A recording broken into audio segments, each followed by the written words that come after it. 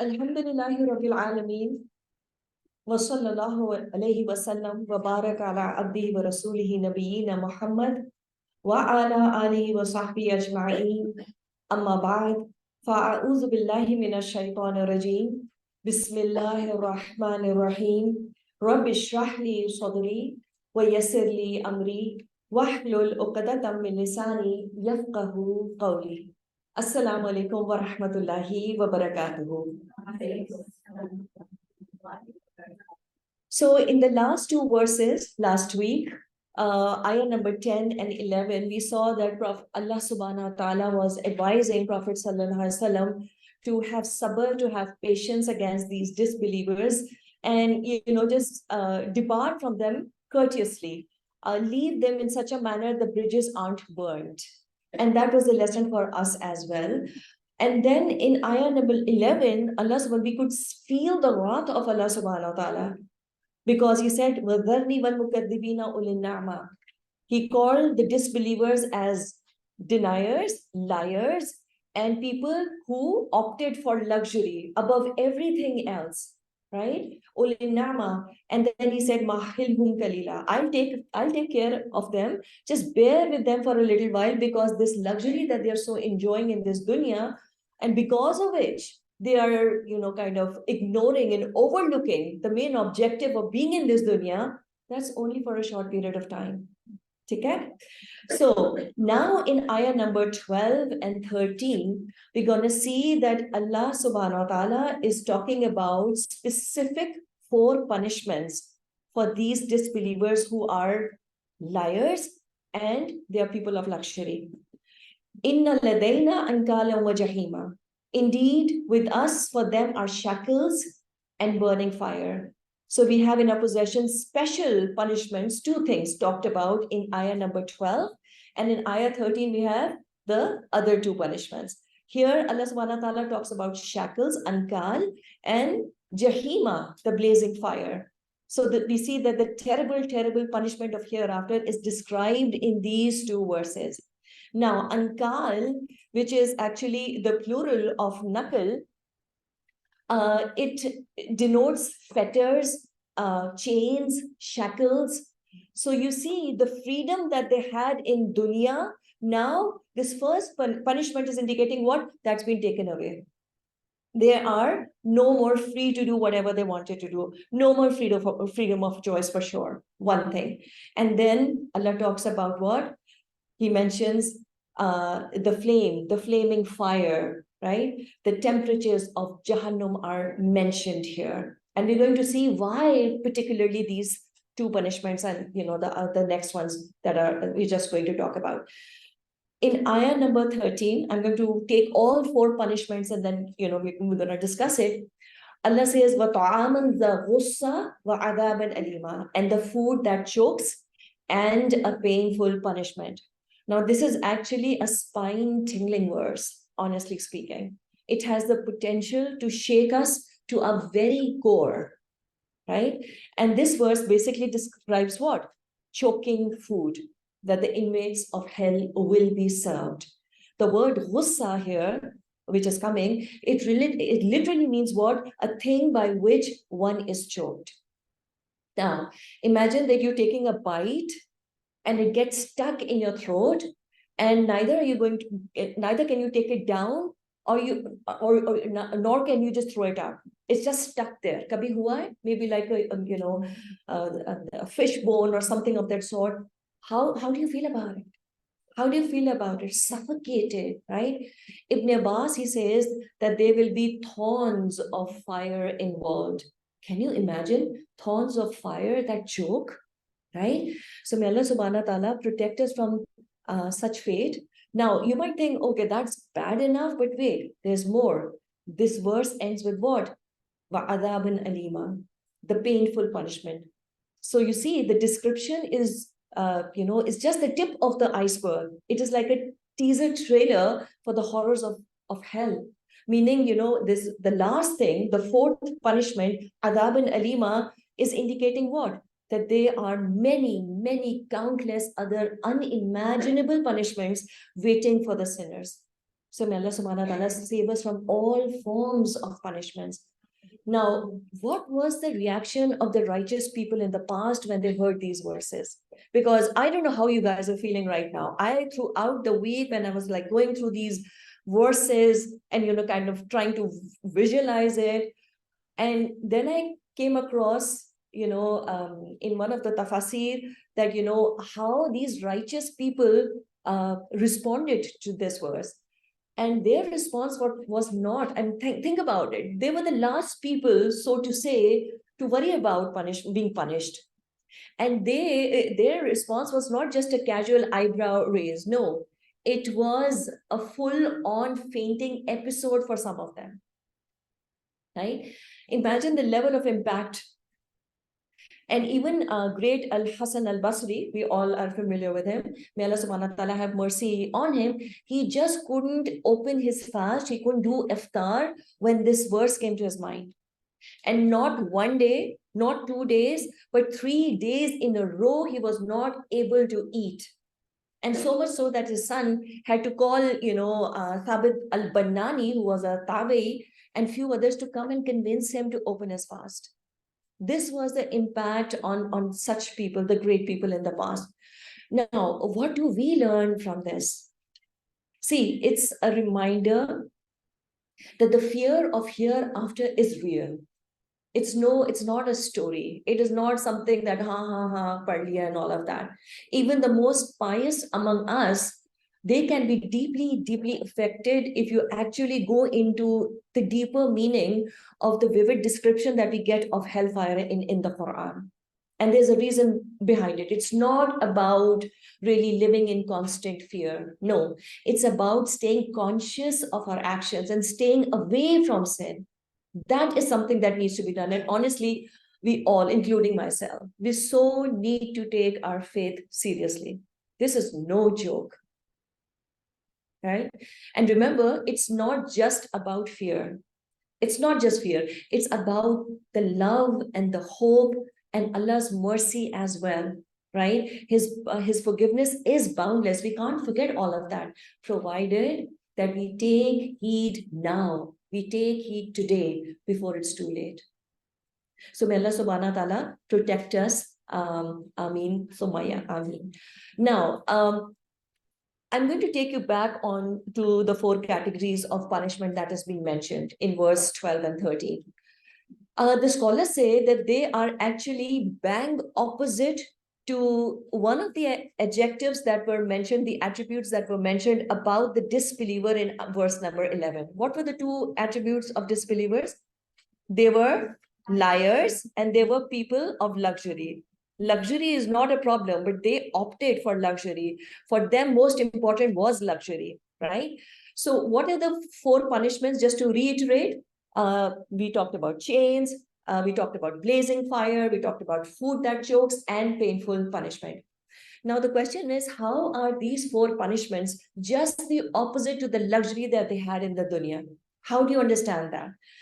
When you say that someone's life is luxurious in this dunya, or somebody is in luxury, what is the first thought that comes to your mind about that person? Freedom, right? So when someone has money, they have power to buy, they have power to travel, they have power to build and enjoy basically whatever is available to them. So when they were in luxury, they had all the freedom. And then in the next world, just the opposite, right? They will be in chains. So they'll be tied down and they will not have, that freedom will be snatched away. That's the first punishment. You don't have freedom for anything whatsoever. The second thing, people who are in luxury, they usually live under the shade. They have all climate controlled facilities. They always enjoy the coolness of their homes and all of that. By the way, where are we sitting here? We are ulul na'mati. We can be very easily. So these ayahs are, I think, specifically for us, right? But here in hellfire, they're going to be dealing with what? Blazing fire, which is completely opposite to the shades and, whatever the coolness they were enjoying in this dunya. हमसे तो अभी AC बंद हो जाए ना, we will not be able to concentrate in the class. And that includes me as well. This is the state of, the comfort that we are so used to in this dunya. When they were living in a luxurious life, they could afford, all kinds of food. They could have 5-course meal. Probably, they could enjoy any kind of dessert, sweet, no limitation whatsoever. And then in the hereafter, the food they will receive is going to what?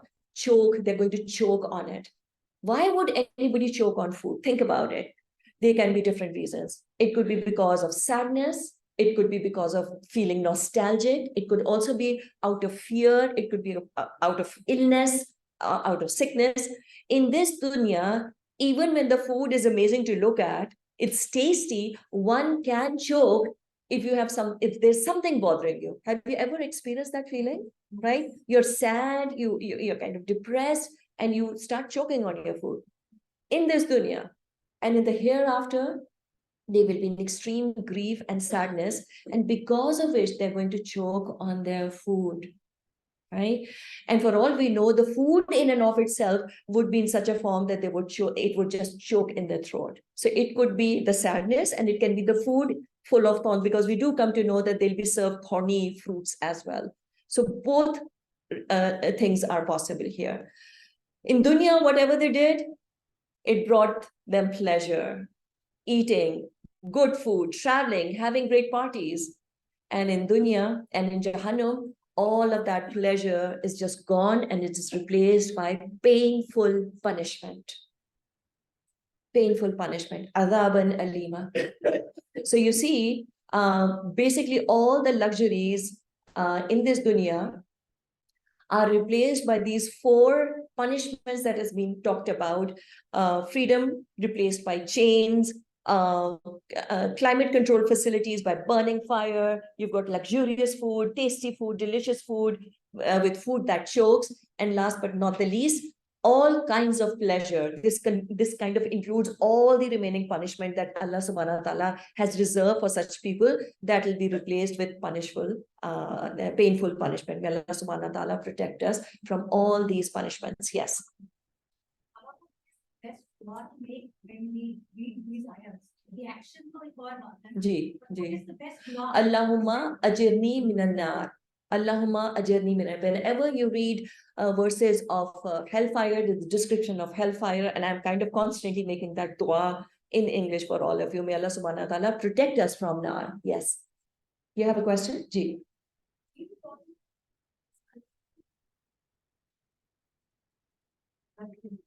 Ji, were you here for the last class? Ji.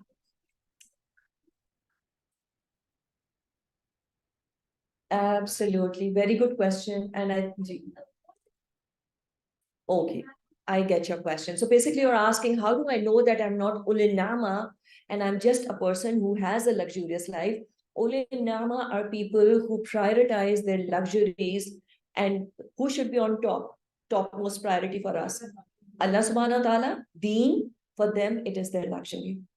So if your luxury is most important to you, or your luxury is a roadblocker for you, right? You think that you are not able to you can't practice deen because, some form of luxury will be taken away from you. It could be just pleasure, the social company that you have and all of that. Then Allah na kare, we could be ulil nama, people of luxury. Ji. Is it right to say that anything that's beyond our needs is see, luxury in and of itself is not wrong. It's not haram. Okay? And we are not here to just focus on our needs. It's fine to enjoy dunya as long as it's not stopping you in your practices to please Allah subhanahu wa ta'ala. That's the gauge. So you could be living in a huge mansion and have 10,000 servants. That's between you and Allah subhanahu wa ta'ala. It's like a long discussion what israf is, what being spendthrift means. But generally speaking, if it's not stopping you from practicing your deen, from pleasing Allah subhanahu wa ta'ala, and working on your own salvation, alhamdulillah, you're good. ठीक है जी. The first mass that I feel is always like at the time of pleasure, it's too cold. we are not ready to get that out of the warm head, Ji. right? Ji. And if it's too hard, Ji. we are also like, it's too hard. We can't Ji. say it. Yeah, Fajr is the first thing that goes out of the box if if we are very comfortable about our environment. And then in ayah number 14, يَوْمَ تَرْجُفُ الْأَرْضُ وَالْجِبَالُ وَكَانَتِ الْجِبَالُ كَثِيبًا مَهِيلًا. And on the day, the earth and the mountains will shake, and the mountains will become a heap of sand pouring down. So what we see is that Allah subhanahu wa ta'ala is now talking about day of judgment, and he says that on that day, the earth will start shaking. Now, we do experience, tarjuf actually describes earth trembling. What we experience in this world is earthquake, but that's not constant. Hota hai aur phir ruk jata hai.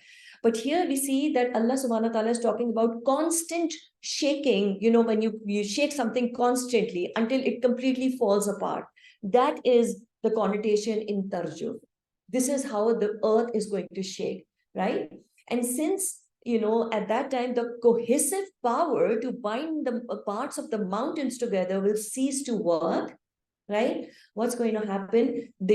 First they will become like dunes of fine sand, and then because of the earthquake, which will be constantly shaking the earth, it is tarjuf, constant shaking. What's going to happen? The entire earth becomes a flat land and no curvature whatsoever. There'll be no valleys, no hills, and there'll be no lows and highs, elevated portions. It'll be a flat earth on the day of judgment. And so it's not just the earth, even the mighty mountains are going to tremble and crumble. Now we do see earth trembling.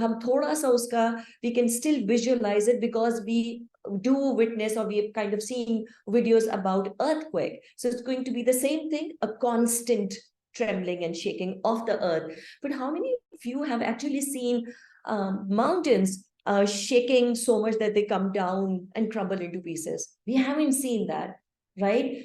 If you have ever stood before the massive mountains in Makkah, you will feel the imposing presence of these mountains. Imagine the highest massive mountains that you've seen in your life, everything crumbling down, right? And on this day, these mountains, they turn into sand dunes, like, tiny grains of sand. And easily, sand ka kya hota hai? It's so easily moved by slightest breeze. This is what Allah subhanahu wa ta'ala is going to do to those solid mountains, those massive mountains. Imagine the last mountain that you had seen. It'll be like, like something that you just need to blow on it and it's going to leave the place, And can you imagine what Allah subhanahu wa ta'ala can do to us? Can you imagine the condition we human beings are going to be in? Look at yourself, look at ourselves, and look at the mountains. And this word, vakanatil jibalu katibam mahila, mahila shows how soft this sand becomes. It's like, a child's toy. Even a child can shape and, play with it effortlessly and even destroy it. This is what is going to the transformation of the mountains is going to be from something so massive to something that even a child can destroy. Even you blow on it and it'll be like all over the place. Just one example of these mountains should suffice for us to understand Allah subhanahu wa ta'ala's supreme power, right? Can you imagine what Allah could do to you and me? What he would do to the ones who are heedless, who are complacent, who are actually ulil ni'mah. May Allah subhanahu wa ta'ala save us from becoming ulil ni'mah. We are really on the edge. People who don't have money, they don't need to worry at least about this issue. But all of us, we have to be super careful. And Allah is not talking about the mountains and the earth to scare us. He's not doing it. It is just to make us more mindful. It is for us to imagine the wrath of Allah subhanahu wa ta'ala that is going to take place on the day of judgment. May Allah subhanahu wa ta'ala protect us from the torment of the day of judgment. And then Allah subhanahu wa ta'ala, he says, Inna arsalna ilaykum rasula, shahidan alaykum kama arsalna ila fir'auna rasula. Indeed, we have sent to you a messenger as a witness upon you, just as we sent to Pharaoh a messenger. Now we see that the conversation takes a turn. And now Allah subhanahu wa ta'ala is talking directly to the disbelievers. Kia Sportage? Sportage, I'm sorry. BH7980. Wrong parking. So Allah subhanahu wa ta'ala is talking directly to the disbelievers. And he's literally saying that, do you even realize that we are the ones who sent the messenger to you, right? Just as we sent the messenger to Fir'aun. What did he do? Huh? فَعَصَى فِرْعَوْنُ الرَّسُولَ فَأَخَذْنَاهُ أَخْذًا وَبِيلًا. But Pharaoh disobeyed the messenger. So we seized him with a crushing seizure. And this seizure is, the grab that has been talked about wasn't the punishment. It was just the beginning of the punishment. We know what happened to Pharaoh in this dunya was just the beginning of the punishment, right? Acha. And then, oh my God, Allah subhanahu wa ta'ala says, فَكَيْفَ تَتَّقُونَ فَكَيْفَ تَتَّقُونَ إِن كَفَرْتُمْ يَوْمٍ يَجْعَلُ الْوِلْدَانَ شِيبًا. Then how can you protect yourself if you disbelieve? A day that will make the boys white hair. Now, for kaifa tattaqoon, how will you protect yourself? We have to understand taqwa has another meaning. Allah is not saying that how will you have taqwa? No, he's saying how will you protect yourself? So another connotation of taqwa is what? Protecting yourself. So if Pharaoh couldn't escape, how will you protect yourself if you disbelieve? But the question is, protect yourself from what? Yawma yaj'alul wildana shiba. On the day which the boys will have gray hair. Now, what is the reason? Why would boys have gray hair? The scholars have two opinions about it. One is that, the duration of the day of judgment is going to be so long that a child would turn into an old person. And the other is that, out of the fear, out of the shock, that shock is going to be so immense, so impactful that, the hair will just turn white. So the color of the hair will change because of what? The stress in children.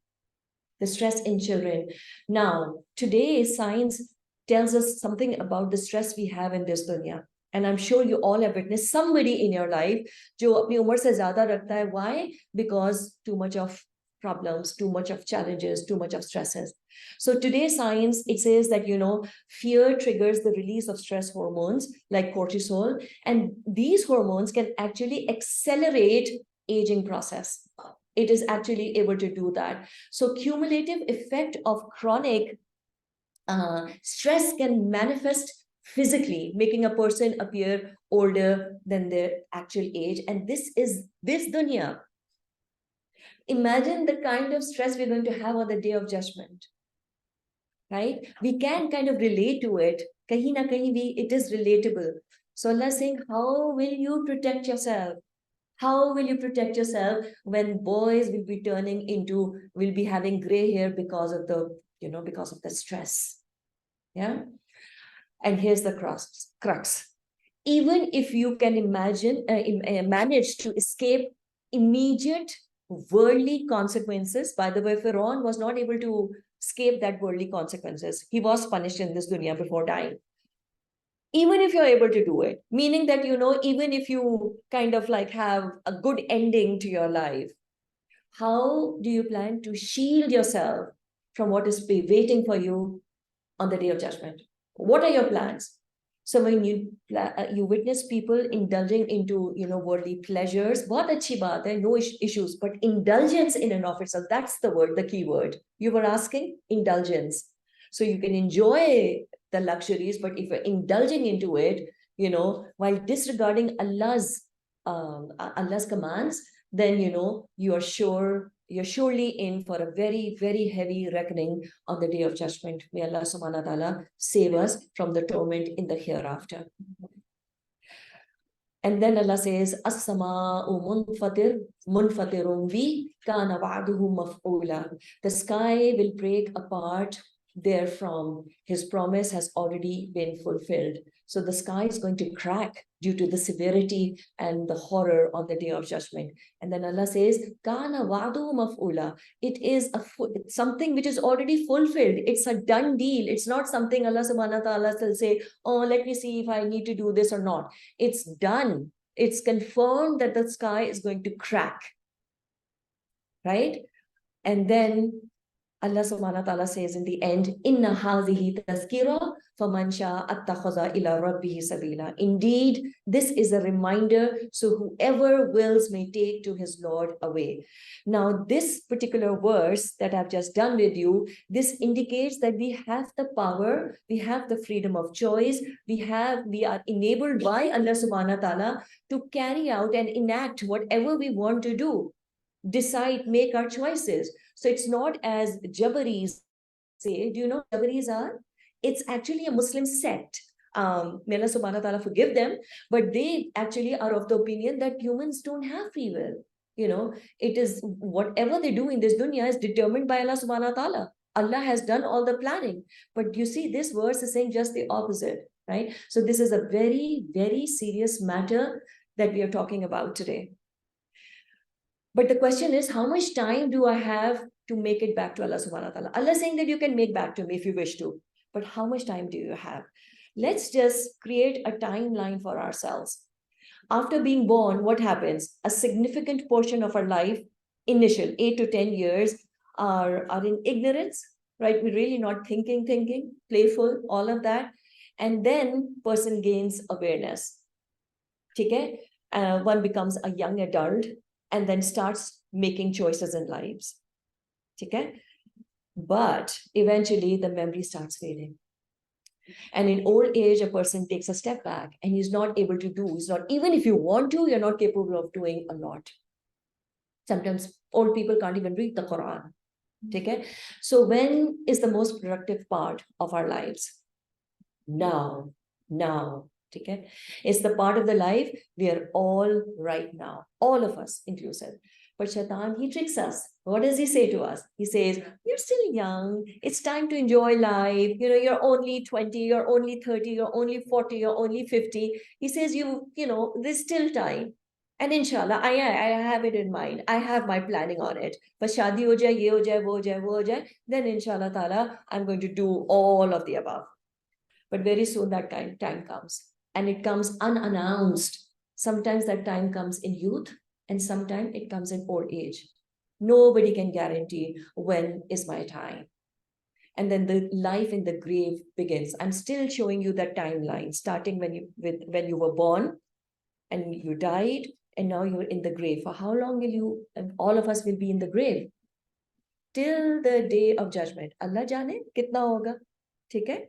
And then the day of resurrection in and of itself is equivalent to 50,000 years, that one day. And that's one of the reasons why that verse says that, you know, boy will turn having gray hair, Allahu alam. But there are two opinions on that. And then after that, whether it is hell or heaven, how long is that duration?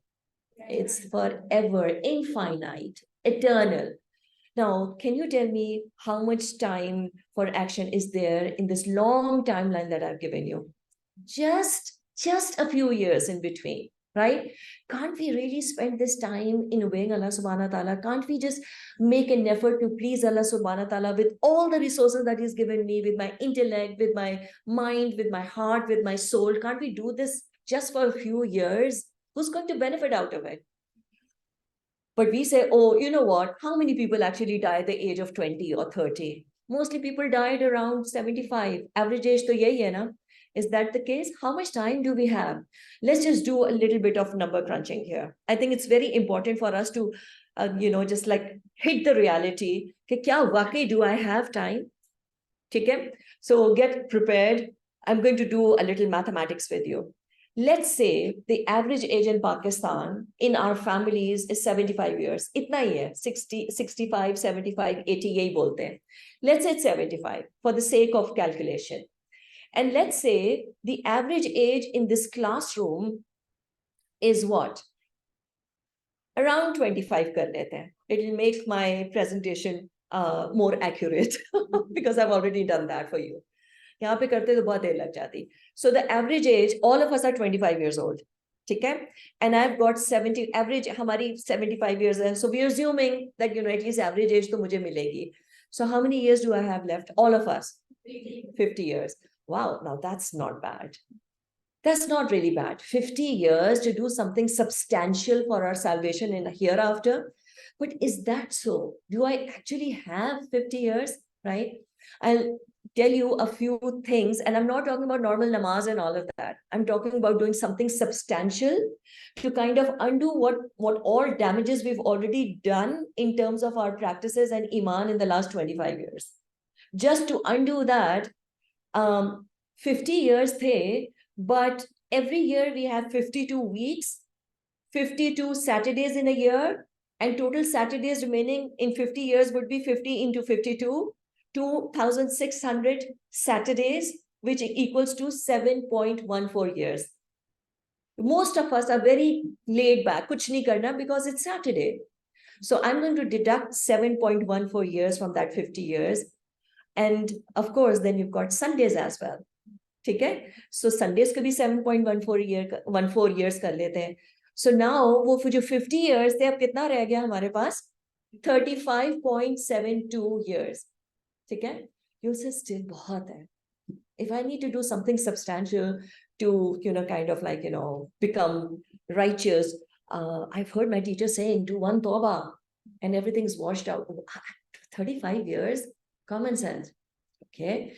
If that's the point, then what about adding in some national holidays and public holidays? Almost 10. What do we do in holidays? Khana, pina, enjoy, picnic, traveling. This is what we do. So practically speaking, I'm going to deduct that 1.5 years going out of my bucket. This is provided I'm 25 years old right now, which I'm surely not. And I'm assuming I'll keep praying to Allah subhanahu wa ta'ala in my tahajjud that I stay alive till 75. So I still kind of like, 34.22 years is still not bad. Allah will inshallah manifest my dua. Acha. What about your casual leaves? What about your sick leave? Yahi pe once a week, Thursday class mein aana mushkil ho jata when we are sick. Okay? Annual holidays and all of that. So 40 wo deduct kar lete hain, because usually when I know for myself, if I'm not well, I'm not productive at all. I'm not able to do. Badi mushkil se namaz hoti hai. Okay? And we're not even talking about namaz, the basic routine stuff. We're talking about doing something really substantial because I have to save myself from the fire.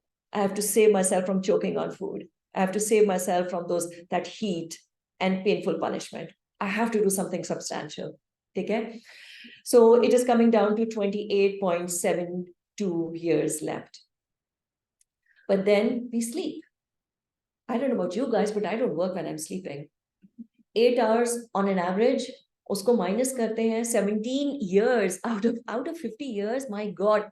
When I was doing this slide, and I was like, I'm gonna sleep for 17 years if I had 50 extra years to go. That's a big number. Anyways, so I'm going to deduct that as well, and it brings my total lifespan to 11.72 years. But then we eat, and we love to eat. So I've got breakfast, I've got lunch and dinner, then the high teas, sometimes 2 in a day. So 2 hours to मैं बहुत कम लगाया है. It's usually more than that. So उसको भी minus कर देते. It's almost 4 years. 4 years and 50 years. We're just eating. Can you imagine? So that has to go out of the window as well. That brings it down to 7.72 years. Are we happy with that? Nahi? Still have 5 minutes to go. She probably has a lot more in the bucket. Okay, what about traveling time? At least on an average 1 hour a day. If you're traveling, most of us, we don't multitask. And if you're driving yourself, please don't multitask. Yeah.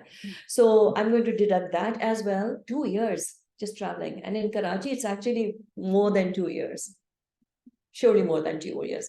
Usko bhi minus kar diya. Ab kitna bana? 5.72 years. 5.72 years.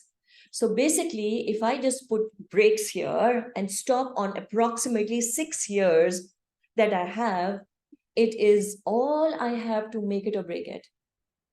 All I have to save myself from the fire and from all the punishments that are mentioned throughout in the Quran. I've got 6 years, right? And this does not include a lot of time wasting activities. What about the time that we waste on social media? What about those long, baseless conversations on phone? What about sitting in front of TV and watching all those soap operas and dramas and all of that? What about those late night parties and weddings? जिसके लिए एक mahina, I know people personally. एक mahina क्या 6 mahine they just put everything goes on hold, including dawa work, because family में तो शादी है. So please add all of that. And this is, again, I'm reiterating it. It is provided I'm 25 years old now, and I'm going to die, at the age of 75. So what if I'm not 25? What if I'm 35? What if I'm 45? What if I'm 55? What if I don't die at the age of 75? We actually have no time left. We have just no time left. And there is a verse, I don't remember the verse, but Allah subhanahu wa ta'ala, I think it's in Hami and Sajda, I'm not sure.